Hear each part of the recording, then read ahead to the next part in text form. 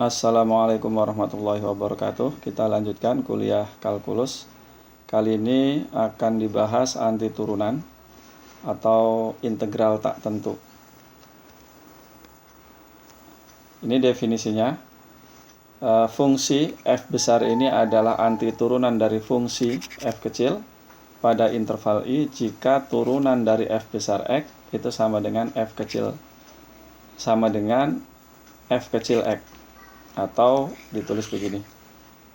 Ini adalah operasi balikan atau inverse dari turunan. Istilahnya anti turunan. Tapi nanti istilah yang lebih populer adalah integral tak tentu.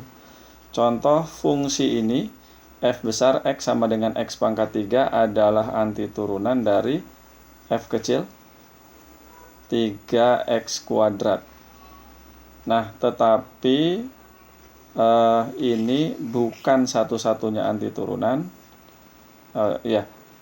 Ini disebut anti turunan karena turunan dari x pangkat 3 adalah 3x kuadrat. Tapi ini bukan satu-satunya anti turunan dari fungsi ini. Karena kita bisa membuat yang lain, yaitu kalau kita tambahkan dengan konstanta. Begitu juga kalau secara umum fx sama dengan x pangkat 3 ditambah konstanta c adalah anti turunan. Seperti itu. Kemudian notasi anti turunan adalah ax sebagai lawan dari ini dx. Jadi bisa kita tulis ax dari 3x kuadrat adalah x pangkat 3 ditambah konstan. Ini generalnya, fungsi generalnya gitu ya. Seperti itu. Nah, tentu banyak contoh-contoh yang lain. Jadi ini seperti ini ya, karena turunan dari x pangkat 3 ditambah konstan ya sama dengan 3x kuadrat. Seperti itu.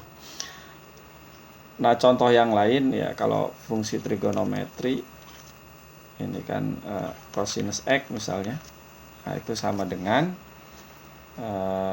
sinus ya, karena turunan dari ini adalah cosinus x. Ini jawaban umumnya.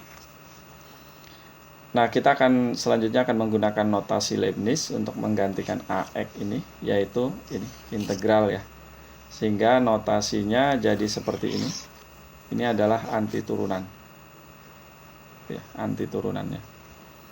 Jadi ini dikenal sebagai integral tak tentu. Sehingga bentuk yang sebelumnya tadi, integral misalnya tadi 3x kuadrat itu sama dengan x pangkat 3 ditambah c. Begitupun yang ini. Integral cosinus x itu sama dengan sinus x ditambah konstan. Nah, ini konsepnya sederhana, sudah dipelajari juga waktu SMA ya. Nah, ini aturan umumnya jika R adalah untuk polinom ya. Jika R adalah bilangan rasional tetapi tidak sama dengan negatif 1, maka integral, selanjutnya kita baca integral saja. Integral x pangkat r dx sama dengan x pangkat r plus 1 dibagi r plus 1 ditambah c. Nah, kalau r-nya kurang dari 0, interval tidak boleh memuat 0 karena nanti tidak terdefinisi. Membuktikannya sederhana, tinggal kita turunkan aja. Kita cari turunan dari sini. Ditambah c ya. Ini kan sama dengan R plus 1 dibagi R plus 1 X pangkat R plus 1 kurangi 1 kan ya. Sama dengan X pangkat R, dan itu sama dengan ini. Nah, contoh-contohnya misalnya integral X pangkat 5 dx itu sama dengan X pangkat 6, pangkatnya tambah 1 tapi kita bagi dengan pangkatnya tersebut. Atau misalnya integral 1 per akar X gitu ya. Ini kan sama saja dengan integral X pangkat negatif setengah. Nah, ini lihat ini tidak sama dengan negatif 1, jadi masih bisa kita kerjakan. Ini sama dengan X pangkat negatif setengah tambah 1, tapi dibagi pangkatnya itu, tambah C. Sehingga ini hasilnya negatif setengah tambah 1 itu setengah, 1 dibagi setengah itu 2, X pangkat negatif setengah tambah 1 itu adalah setengah, tambah C, atau ini bisa ditulis 2 akar X plus C, gitu ya. Berikutnya untuk trigonometri, integral sinus X dx sama dengan negatif cos X, dan integral cos X dx sama dengan sinus X plus C. Nanti fungsi trigonometri lainnya bisa dicari berdasarkan ini dan aturan integral. Membuktikannya sederhana, ini turunannya pasti sama dengan itu. Turunan dari sinus X tambah C sama dengan cosinus X. Nah, tadi sudah dijelaskan juga. Kemudian teorema berikutnya, teorema C. Misalkan F dan G mempunyai antiturunan atau integral tak tentu dan K adalah konstanta, maka integral Kfx dx sama dengan K integral Fx dx. Jadi bayangkan ini seperti sifat distributif ya. Kalau ini fungsinya kalikan dengan K, kemudian integralkan. Nah, yang sebelah kanan itu integralkan dulu fungsinya, baru kalikan konstanta. Berikutnya ini, integral Fx plus minus Gx dx sama dengan integral Fx dx ditambah atau dikurang integral Gx dx. Ya, mirip lah dengan sifat distributif itu ya. Jadi ini sebetulnya sesuatu yang sangat penting. Nah, ini beberapa contoh, termasuk menggunakan sifat yang ini tadi ya. Jadi saya langsung saja yang ini sama dengan 4 integral X pangkat 5 dikurangi, ini dx ya, dikurangi integral X pangkat 3 dx, dan ini sama dengan 4 dikali 1/6 X pangkat 6 dikurangi 1/4 X pangkat 4. Ya, pangkatnya tambah 1, tapi nanti dibagi pangkatnya, tambah konstanta. Dan ini sama dengan 4/6 itu adalah 2/3. Nah, seperti ini, tambah C. Oke ya. Berikutnya yang nomor 2.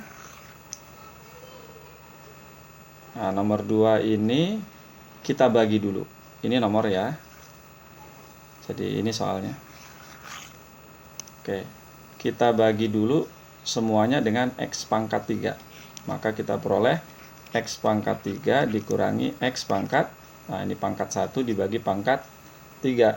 X pangkat 1 dibagi X pangkat 3. Jadi X pangkat 1 kurangi 3 dx gitu ya. Dan ini sama dengan, langsung saja ya, X pangkat 4 kali 1/4 dikurangi pangkatnya ditambah 1, jadi X pangkat negatif 1, tapi dibagi 1/-1 tambah konstan. Jadi 1/4 X pangkat 4 ditambah, ini 1 jadi ya. Kemudian X pangkat negatif 1 itu adalah 1/X. Boleh kalau mau dikembalikan ke bentuk seperti ini. Jadi penyebutnya adalah 4X. Gitu ya. Di sini X pangkat 5 ditambah 4 gitu ya, ditambah C. Betul ya? Oke. Kita lanjutkan lagi berikutnya. Nah, ini saya hapus saja. Berikutnya yang ini kita bagi juga. Jadi saya harap pembagiannya sudah lancar ya. 4 dikali X pangkat, ini pangkat 6, pangkat setengah. Jadi pangkat 5 setengah atau pangkat 11/2 ditambah, nah ini kan 3X kuadrat ya.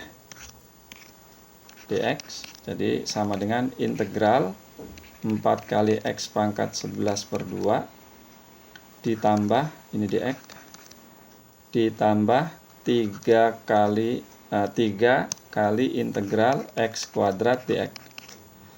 Ini sama dengan 4 kali x pangkat 11 per 2 ditambah 1 itu adalah 13 per 2. Ini berarti dikali 2 per 13 ya. Ditambah 3 kali x pangkat 3 dibagi sepertiga plus c. Tinggal disederhanakan ya. Tinggal disederhanakan, saya tulis di atas saja supaya tidak pindah halaman.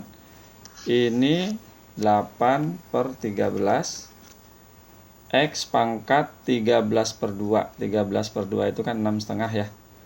Jadi ini sama dengan gitu ya. Jadi kalau begitu x pangkat 6 kali akar x begitu. Pangkat setengahnya kita pisahkan. Ditambah x pangkat 3 plus c. Nah seperti itu. Dicek lagi ya. Kemudian ini juga serupa. Oke, saya ganti pakai biru lagi. Kita uraikan dulu bentuk kuadratnya. Jadi ini integral z pangkat 4 ditambah 2z kuadrat tambah 1 dibagi akar z dz. Nah, tinggal kita bagi saja. Ini kan sama saja dengan integral pangkat 4, ini pangkat setengah ya. Ini langsung aja saya tulis z pangkat setengah. Jadi z pangkat 3 per 2 itu 7 per 2 ditambah 2 kali z pangkat 3 per 2 ya, 2 kurangi setengah ditambah 1 per ditambah z pangkat negatif setengah dz. Nah kalau mau tertib 1 per 1 ya, ini z pangkat 7 per 2 gitu dz ditambah 2 kali integral z pangkat 3 per 2 dz ditambah integral z pangkat negatif setengah dz. Nah begitu, ini sama dengan z pangkat 9 per 2. 1 dibagi 9 per 2 itu adalah 2 per 9 ditambah konstanta, tapi konstantanya kita kumpulkan saja di belakang. 2 kali z pangkat 5 per 2. Nah di sini tentu 2 per 5 ditambah z pangkat negatif setengah ditambah 1 itu pangkat setengah, tapi dibagi dengan dibagi dengan setengah, jadi di sini 2. Nah ini C1 ditambah C1, ini ditambah C2, ini ditambah C3, penjumlahan konstanta kan ya, konstanta juga gitu ya. Nah seperti itu. Bisa kita tulis 2 per 9 z pangkat 4 akar z ditambah 4 per 5 z pangkat 3 akar z. Oh bukan, pangkat 2 ya, 2,5 kan, ditambah 2 akar z plus c. Kita bisa kalau mau dibuat ini penyebutnya 9 dengan 5 itu 45 kan. Nanti ini ditambah c 45, berarti di sini akar z-nya kita keluarkan. Kemudian di sini ada 45 bagi 9 itu 5 ya. Jadi 10z pangkat 4 ditambah ini 9 dikali 4 itu 36. Akar z-nya udah ke depan ditambah 90. Nah, bisa ditulis seperti itu. Atau 4 per 5-nya ditulis di depan. Oke, seperti itu ya. Oke, baik. Berikutnya yang ada trigonometrinya. Yang ini saya kerjakan langsung aja. Integral dari ini itu adalah 1/3 T pangkat 3. Integral ini 2, integral cosinus itu adalah sinus. ditambah konstan, gitu ya. Jadi mengerjakannya, ya tentu harus ditulis dengan rapi. Nah, aturan umumnya seperti ini. Ini namanya fungsi komposit ya, karena U-nya ini adalah fungsi dalam X. Fungsi dalam X. Tentu saja syaratnya U-nya itu fungsi yang mempunyai turunan atau terdiferensialkan atau diferensiabel. F besarnya adalah antiturunan. Nah, ini kita kenal teknik pengintegralan substitusi yang sederhana. Sederhana ya. Seperti mengerjakan soal ini. Integral cos 4x dx. Yang tersedia itu adalah integral cos x dx. Kalau untuk cos 4x belum ada. Oleh karena itu kita manfaatkan aturan ini. Jadi kita misalkan, ini kan fungsi komposit sebetulnya. Misal U-nya sama dengan 4x, maka DU sama dengan 4dx. Gitu ya. Atau dx sama dengan 1/4 du.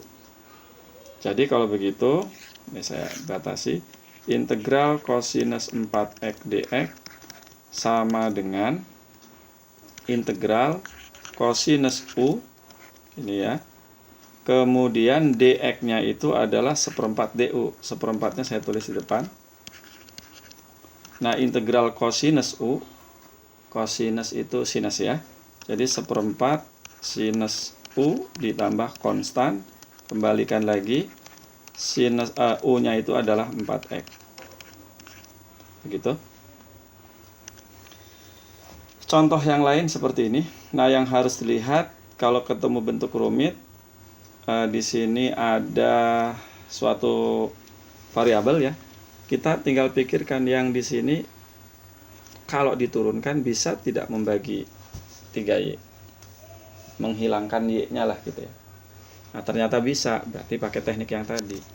Kita misalkan U-nya sama dengan 2y pangkat 3, atau enggak mesti U ya. Boleh kalau mau begini juga. X sama dengan 2y pangkat 3 plus 5 pangkat 2 plus 5, maka dx sama dengan 4y dy, atau kalau begitu dy-nya sama dengan 1/4 y dx, gitu ya. Nah, bisa kita lanjutkan di sini. Ini sama dengan integral 3y dy-nya adalah 1/4 y dx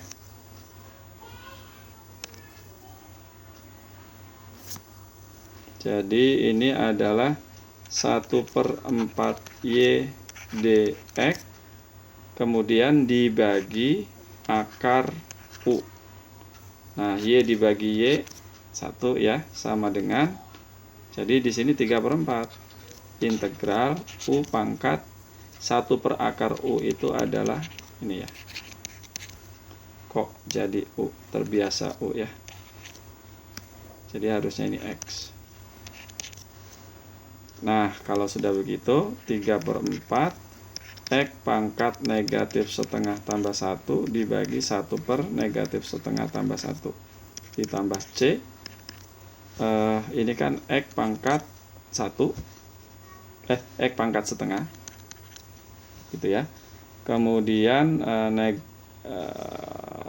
ini kan sama dengan 2 dibagi 4, gitu ya, jadi setengah, jadi ini 3/2 ditambah c, kita kembalikan lagi ke sini, sama dengan 3/2 akar 2y kuadrat plus 5 ditambah c. Oke. Nah, contoh lainnya ini. Nah, sebetulnya bisa juga tekniknya, caranya begini. Jadi yang ini sama dengan, saya lanjutkan, integral sinus x, kan ini yang nanti akan dimisalkan ya, karena turunan dari 1 plus cos x adalah negatif sinus x, jadi bisa membagi sinus. Nah, saya tuliskan seperti ini aja cara lainnya.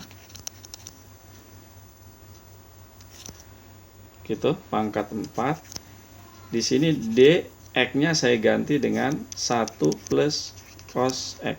Duh, gak muat ya. Ganti dengan 1 plus cosinus X. Oke, agak dipinggirin ke sini. Sebentar.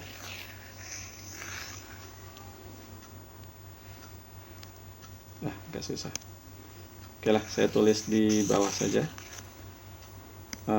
Ini sama dengan integral sinus X 1 plus cosinus X pangkat 4 D. Ini kan yang jadi U-nya, jadi saya tulis di sini 1 plus cosinus X. Itu boleh dilakukan tapi dibagi dengan turunan 1 plus cos X. Turunan 1 plus cos X itu adalah negatif sinus X. Oke ya, turunan satunya kan adalah 0. Nah, ini kan hasilnya negatif 1. Ya, jadi ini negatif. Nah, ini kan seperti U pangkat 4 DU. U pangkat 4 DU. U pangkat 4 DU itu adalah integralnya. Nah, jangan lupa plus C. Jadi negatif 1/5 dikali 1 plus cosinus X pangkat 4 ditambah C. Ya. Lanjut. Nah, terakhir, bagaimana cara menghitung ini? Nah, tentu saja kalau yang ini ingat identitas trigonometrinya. Sinus kuadrat X itu kan 1 dikurangi cosinus kuadrat X. Nah, cosinus kuadrat X sendiri, cosinus kuadrat X,